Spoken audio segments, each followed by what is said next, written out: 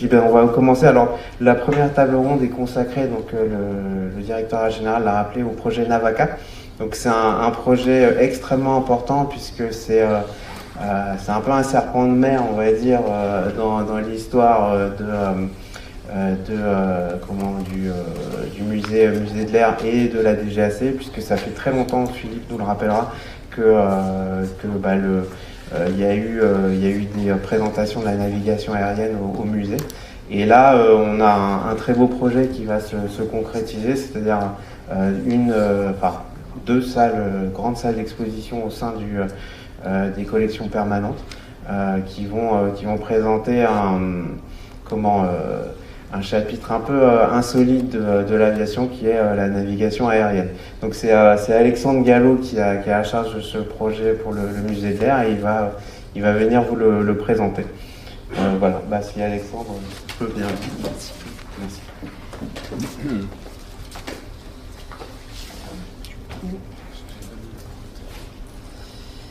Bonjour à tous et à toutes. Effectivement, je suis Alexandre Gallo, chargé de collection d'équipements techniques, moteurs, armements au musée de l'Air et en partie chargé de ce projet d'exposition sur la navigation aérienne et le contrôle aérien. Donc c'est un projet que nous menons depuis quelques années maintenant, un projet depuis de nombreuses années avec la DGAC qui s'est réactivé durant la crise, justement pendant les premiers confinements.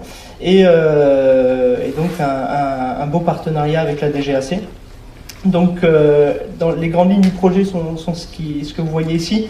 Donc c'est un total de 550 mètres carrés d'exposition qui sera dédié à la navigation et au contrôle aérien au centre du musée, puisque vous savez que le musée l'aérogare historique a été complètement rénové en 2019 et il ne manquait plus qu'un petit espace de cet aérogare historique qui n'était pas encore ouvert à la visite. C'est ce qui est effectivement en arrière de la salle des 8 colonnes, donc au cœur de l'aérogare, sur les anciens espaces occupés à l'époque, jusqu'à récemment, par les services de la DGAC.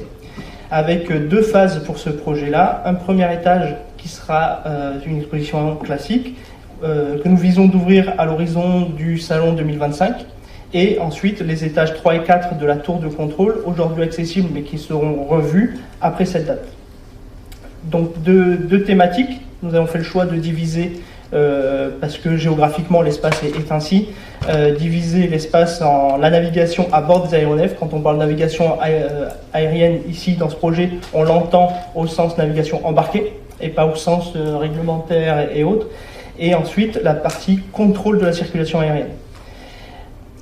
Ce projet, il va y avoir aussi une articulation avec une histoire du site du Bourget, de l'aéroport, puisque nous sommes un musée de site, en plus d'être un musée technique et un musée de société, et cela fait partie de notre projet scientifique et culturel de parler de ce site. Évidemment, nous visons un public très large, familial, mais aussi passionné, amateur, et donc et nous traitons là d'une thématique, je pense que vous voyez un petit peu assez complexe. Et donc nous avons besoin d'un accompagnement fort de nos visiteurs. Donc voilà un petit peu l'articulation que va avoir le projet. Je vais détailler un petit peu tout à l'heure avec les 8 colonnes qui sont ici, cette grande salle. Donc on est à l'entrée du musée, la partie pionnier de l'air qui sera par ici, la partie Grande Guerre. Et donc le visiteur entrera, fera une partie sur la navigation aérienne avant d'aller dans l'éperon du premier étage de la tour et de suivre une partie consacrée au contrôle aérien. Donc là, on a à peu près 420 mètres carrés d'exposition où seront rassemblés un peu plus d'une centaine d'objets des collections. La première partie donc, sera consacrée à la navigation aérienne. Donc je vais détailler un petit peu par la suite. On commencera, pour ne pas mettre nos visiteurs face à un compas d'emblée qui pourrait les rébuter, ou des antennes goniométriques ou autres, on va les faire entrer par des questions géographiques, par des questions du trajet aérien. Qu'est-ce que c'est que de voler autour du globe? Qu'est-ce que ça veut dire? Donc voilà, on va d'abord interroger quelques notions géographiques, comme vous pouvez le voir sur la latitude, sur la longitude, les questions de nord qui sont fondamentales en navigation, les questions des cartes aussi qui vont être importantes. Et à côté, vous voyez quelques inspirations qui vont être soumises derrière un scénographe pour mettre ça en forme. On parlera de ces questions-là, du trajet aérien et du grand cercle, et ça nous amènera sur un premier focus, que nous on appelle des focus au Bourget, qui vont être un petit peu pointillés dans l'exposition et qui vont se consacrer à l'histoire du site, le lien avec le Bourget. Et donc on partira par exemple d'un objet, d'une histoire,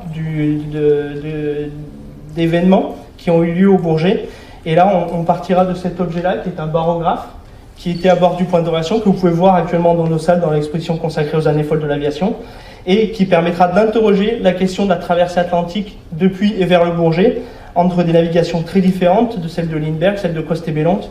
Donc à partir d'un même trajet, on va dire, on va interroger la question de la navigation aérienne et de ce qu'elle peut avoir de différente à une époque qui est pour le coup assez proche. On interrogera ensuite la question des instruments en parlant des principaux instruments de navigation, enfin, qui sont navigation et pour une partie pilotage, mais en tout cas qui sont des intangibles, des instruments qu'on va voir dès le début de l'aviation, qu'on a toujours aujourd'hui à bord, et on va interroger cette permanence de certains instruments. On a une collection très riche là-dessus, qui est aujourd'hui très peu montrée au musée, et donc on va vraiment axer là-dessus, et montrer qu'effectivement qu'il y a des formes qui persistent, des outils qui persistent, même si la technologie, elle, évolue. Donc on va jouer effectivement sur une accumulation autour d'instruments fondamentaux. On va voir ensuite comment ça s'articule dans le cockpit avec la complexification des tableaux de bord, des planches de bord au fil du temps, mais avec toujours à la concentration du regard du pilote, ce qui relève de la navigation. Donc on va toucher un petit peu à des questions aussi d'ergonomie du cockpit, ce genre de choses. Et second focus au Bourget, qu'est-ce que cette instrumentation nous permet ? Comment elle peut avoir un impact ? On a par exemple ici, à partir du Bourget, les premiers vols en pilotage sans visibilité sur une ligne commerciale qui s'est déroulée entre le Bourget et Dortmund, et en 1930, et quelques années plus tard, l'installation d'Air Bleu, qui, grâce notamment à l'installation, va avoir une régularité, l'instrumentation va avoir une régularité des vols qui va lui permettre de délivrer un service de courrier. Donc on va voir que l'instrumentation va servir à une application derrière commerciale, et ça, c'est en partie possible grâce à l'instrumentation. Et ensuite, on évoquera quelques méthodes de navigation au cours du temps. La navigation à l'estime, donc compas, anémomètre et montre qui permettent de naviguer. On fera toujours un lien avec le Bourget, avec quelques instruments que nous avons en collection. Par exemple, on a des compas, un compas qui a c'est celui-ci qui est en bas, et là vous avez les aviateurs à côté, qui a fait le raid Le Bourget-Omsk, record du monde en distance à l'époque, et donc un raid qui a été entièrement mené au compas. Donc on va avoir comme ça un regard à chaque fois entre l'histoire du Bourget et l'histoire, on va dire, globale de l'aviation qu'on montre. La navigation astronomique, également un gros point pour nous, avec des premiers sextants jusqu'au sextant périscopique. Et derrière, toujours focus le Bourget, nous avons la chance d'avoir eu un cadran Favé, donc le sextant, qui a fait un record, New York-Rayak, Kodosé-Rossi, et ensuite une deuxième tentative dans l'autre sens, à partir du Bourget. Et donc, c'est bien le Bourget, même si c'est New York-Rayak, puisqu'ils ont survolé le Bourget, envoyé un message à leur épouse qui était venue au Mans, et donc ils ont lâché des petits messages et que leurs épouses ont ramassé au passage. Deuxième tentative derrière, là c'est bien le départ du Bourget qui devait aller jusqu'en Californie, mais qui s'est malheureusement arrêté à New York. Donc on a toujours comme ça en sous-texte l'histoire du Bourget. On passera ensuite à la radionavigation, qui est un gros morceau, avec l'histoire de la première utilisation avec la radiogoniométrie, comme vous pouvez le voir ici. Nous avons la chance d'avoir une photographie aussi ancienne avec un raid, le Bourget-Rabat, entièrement guidé par radiogoniométrie, donc toujours cette passerelle, et ensuite des instruments qui vont permettre d'évoquer l'évolution de la radionavigation. Avec, je cite ici, un élément d'antenne VOR qui provient de la DGAC, puisque certains des objets que je présente ici sont tissus des fonds de la DGAC, avec notamment le travail que nous avons fait avec Philippe ici présent pour trouver ce qui pouvait rentrer dans cette exposition-là. Après la navigation maritime, astronomique et la radionavigation, on fera une petite pause dans l'exposition avec la figure du navigateur, puisque c'est à ce moment-là qu'elle va disparaître des équipages. Et donc, autour d'un siège vide qui sera un petit peu comme un totem, nous allons sortir des collections quelques instruments qui portent des traces des navigateurs et la trace de l'acte de naviguer. On a par exemple des sextants où on voit les traits qui ont été faits pour des relevés, des marques de traçage, des calculs qui ont été faits. Et donc on va jouer vraiment sur nos fonds, sur nos collections qui permettent de montrer cet acte de la navigation. En regard de ça, nous avons un objet exceptionnel dans la collection que nous ne pourrons pas présenter de manière permanente puisqu'il est trop fragile, mais sur lequel nous allons avoir un dispositif de médiation important, qui est le rule-note de Maurice Bellon pour la traversée atlantique, et qui va nous permettre de parler d'énormément de choses en lien avec la navigation aérienne, puisqu'on y voit à la fois des relevés géographiques, on y voit des relevés astronomiques, on y voit des éléments de radionavigation, donc avec des relèvements goniométriques. Donc c'est un objet qui nous permet de résumer en une traversée tout ce qu'on a vu jusqu'avant. Et on passera ensuite rapidement sur des choses un peu plus modernes avec la navigation inertielle, qui est une vraie révolution à l'époque. Et ensuite la navigation par satellite. Et là, ce qu'on veut montrer avec la navigation par satellite, c'est notamment la très grande accessibilité de la navigation, d'une grande précision. N'importe qui avec des appareils récents du commerce très peu onéreux peut avoir une navigation d'une extrême précision. Et ça va être un petit peu le résumé de cette première partie d'exposition sur le fait que la navigation, depuis ses origines jusqu'à aujourd'hui, tend à une fiabilisation du voyage aérien et à une précision de positionnement dans l'espace. Et c'est ce qu'on veut montrer. On finira par un dernier petit focus au Bourget avec un salon de 1983, première traversée transatlantique, entièrement guidée par satellite. Et donc le Bourget, encore une fois, était à ce moment-là un lieu marquant dans cette histoire-là. Donc ça, c'est pour la première grande partie sur naviguer dans les cieux, donc comment on est à bord de l'appareil. Et ensuite, on va... c'est la même chose. On va passer à la partie contrôle aérien. Donc on descend de l'avion, cette fois-ci, on va se positionner au sol au niveau des contrôleurs. Donc on interrogera, pareil, pour faire entrer un petit peu les gens là-dedans, on va interroger la question de l'espace aérien, puisque pour le commun des mortels, le ciel est dans sa grande majorité vide. Pourtant, pour la navigation aérienne, il est découpé, il est sectorisé, il est balisé, on va dire, en quelque sorte. Et donc, on va avoir cette notion-là qu'on va interroger. On est aussi un musée sous tutelle du ministère des Armées, donc on interrogera la question des espaces aériens, de la souveraineté nationale. Qu'est-ce que le contrôle aérien peut avoir en lien avec ça?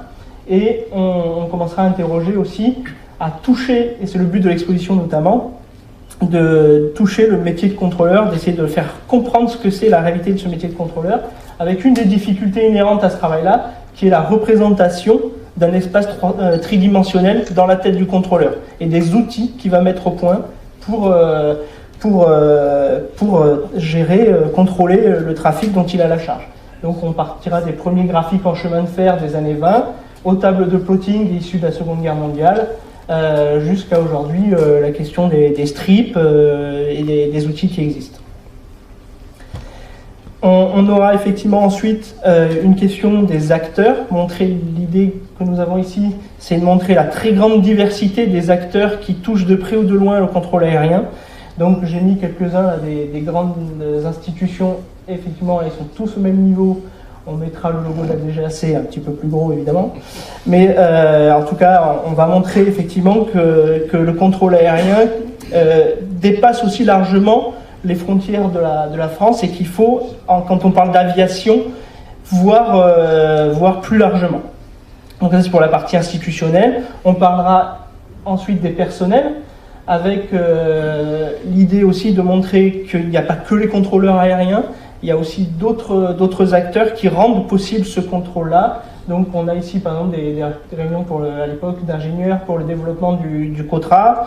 On a aussi les petites mains à l'époque des années 50, on parlera effectivement aussi à l'occasion de la féminisation du métier.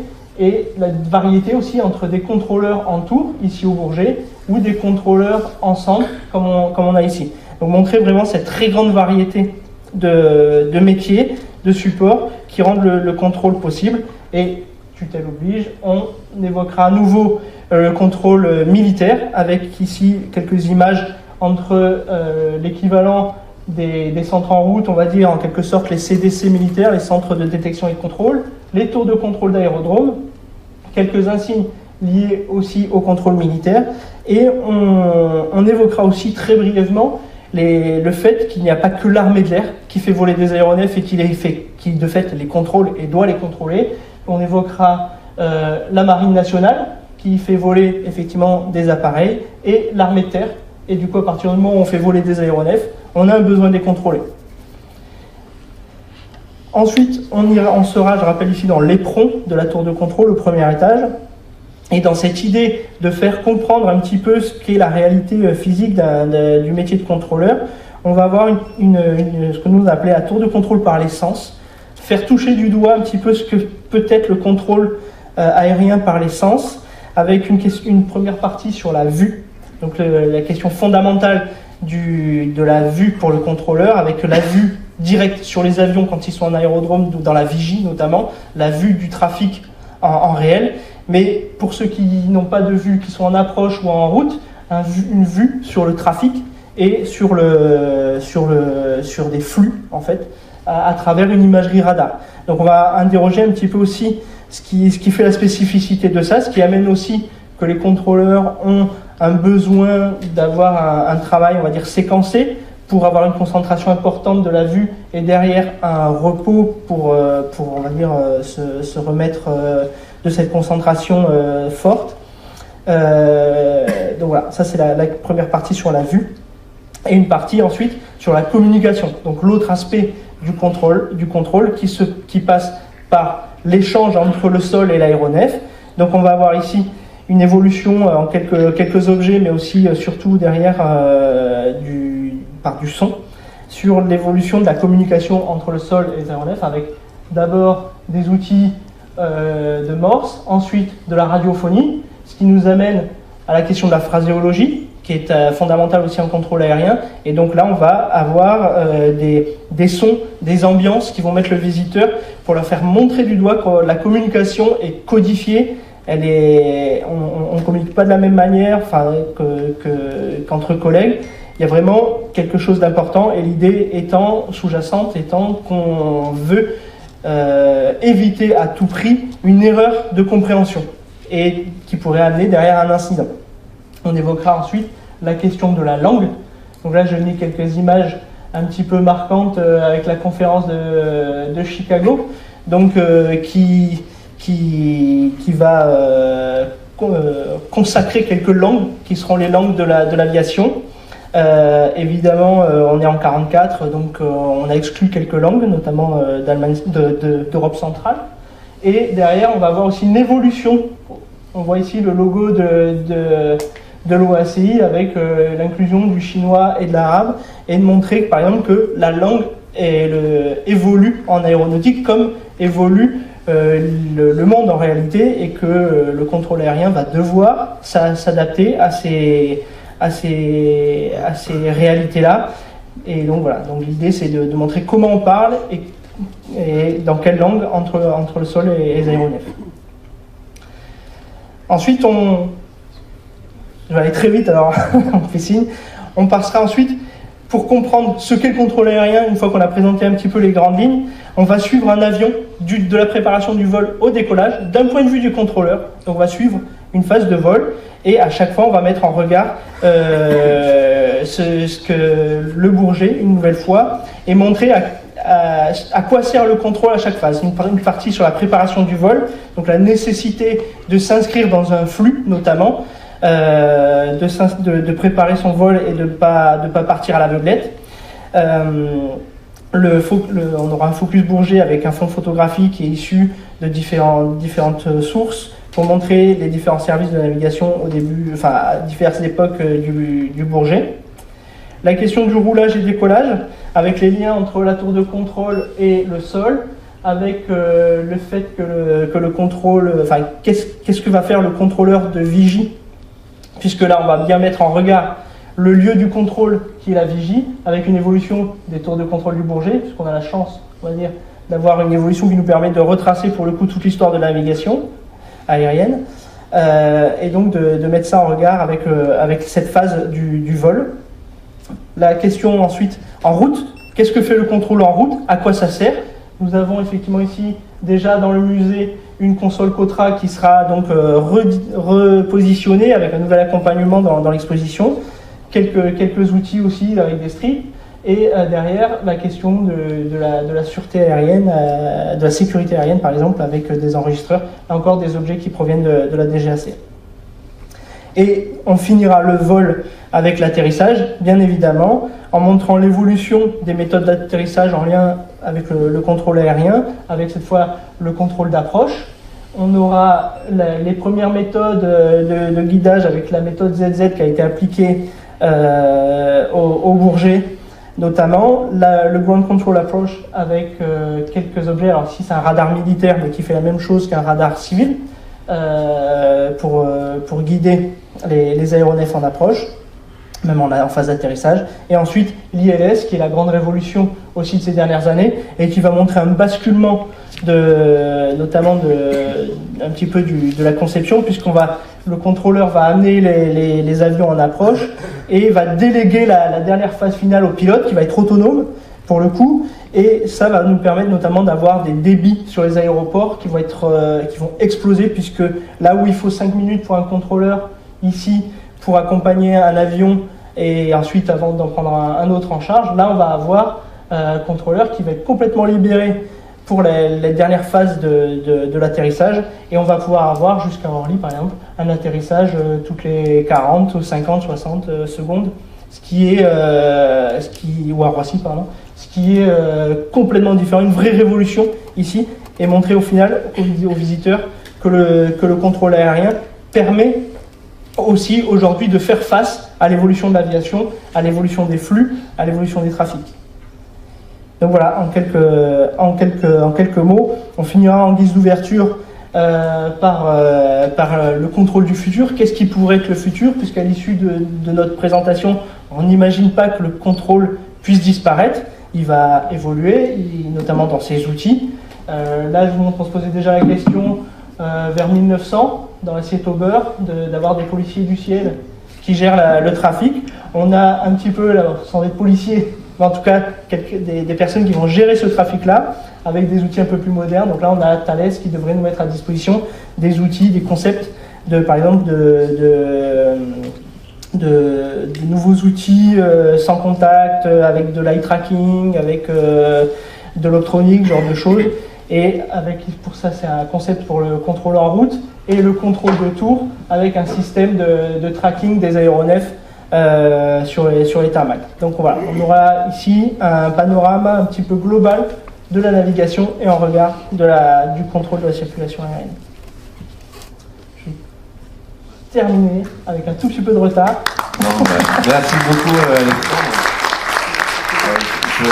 Moi je suis très admiratif du travail d'Alexandre, parce que la navigation aérienne pour le grand public c'est quand même quelque chose d'assez abscon.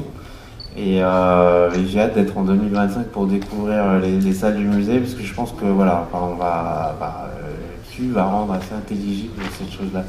Merci. On essaye.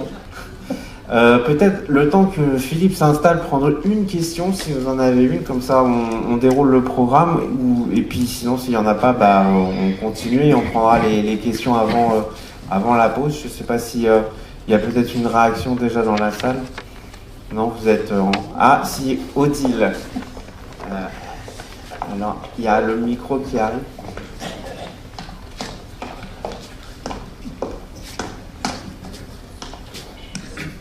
Oui, bonjour à tous. Je voudrais souligner l'excellent travail qui est fait par le Musée de l'Air en très bonne collaboration avec la DGAC, bien entendu, et Philippe qui est en support. Ce projet a été évidemment retardé du fait du Covid, mais en définitive, ça a permis à tous les esprits de bien mûrir, et bravo Alexandre.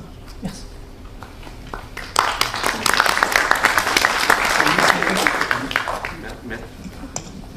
Merci beaucoup Odile pour ce petit rappel.